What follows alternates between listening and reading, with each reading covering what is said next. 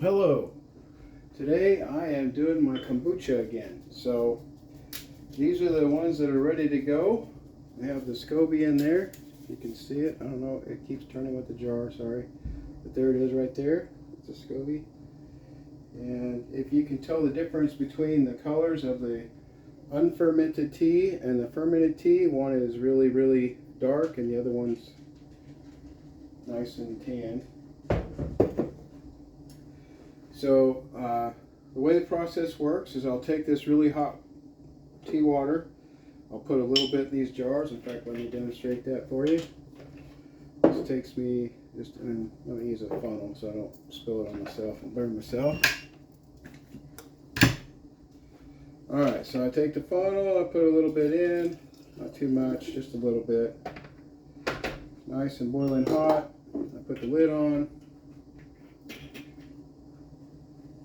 Nice and tight. I shake it up for a second or two. Now I dump it out.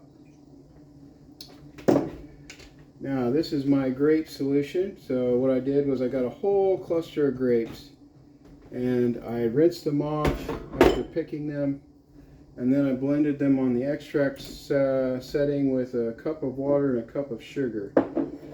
And what that did was that made it so that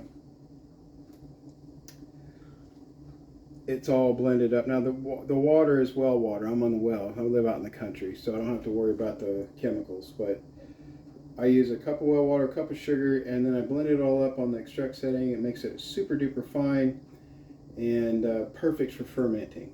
So it's ready to go.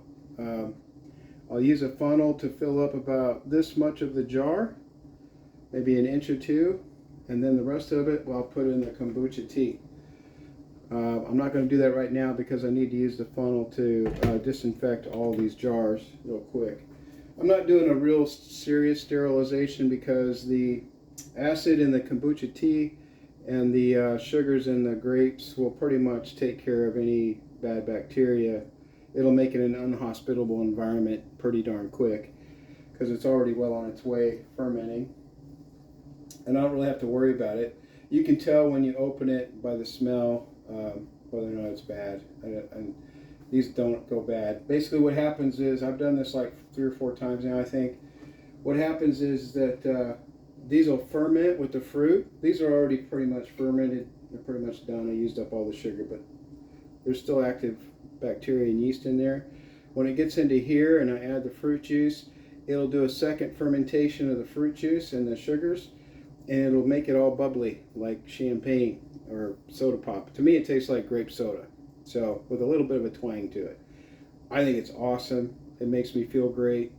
I've only been drinking this for about a month or so, and I drink maybe 2 or 3 bottles a day, and I feel awesome. I feel a whole lot better than I used to. A lot more energy, my blood sugars are more stable, my mental processes are better, my skin's cleared up a great deal. My forehead, I used to have a lot of issues. It still comes and goes a little bit, but it's really gotten a lot better.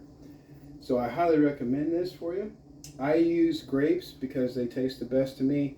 I've tried apples, it didn't work very well. I also do pineapple occasionally, but it doesn't really taste that strong. But I get a really strong grape flavor when I use the grapes, so I really like that. It's like grape soda. So I think I've covered everything. Oh, and the fermentation time. So these take about two or 3 days to get to where they've got a lot of bubbles and they're fizzy. When I burp them, I burp them every day. Maybe I shouldn't do that. Maybe if I should wait 2 days the first day, but just to be on the safe side, I go ahead and just, every day. And that's all I do, just a little, and then I put it back, tighten it back down, put it back, keep it at room temperature.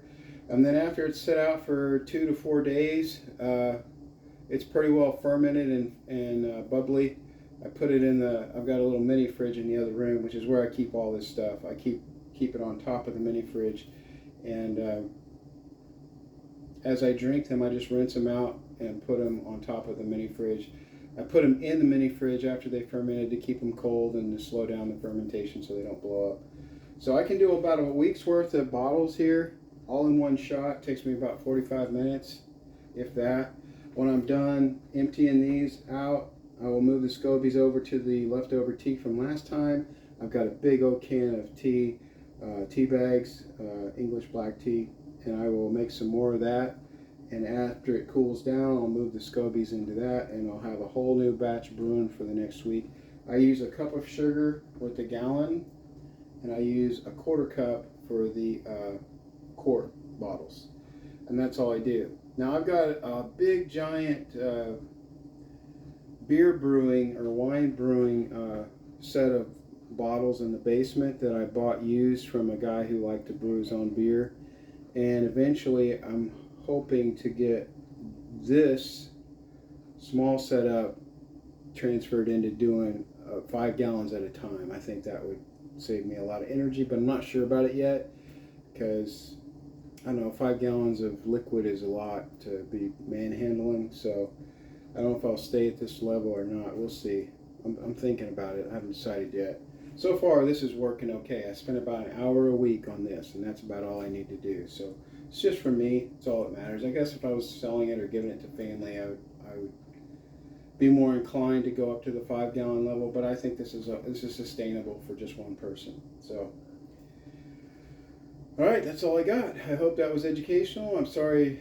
Well, I guess I could go ahead and work on it while you watch. But it's going to be boring. I mean, this is basically the video, so I don't want to ramble on and talk forever because I'll get distracted from what I'm doing. So, pray for me, a sinner. God bless. Over and out.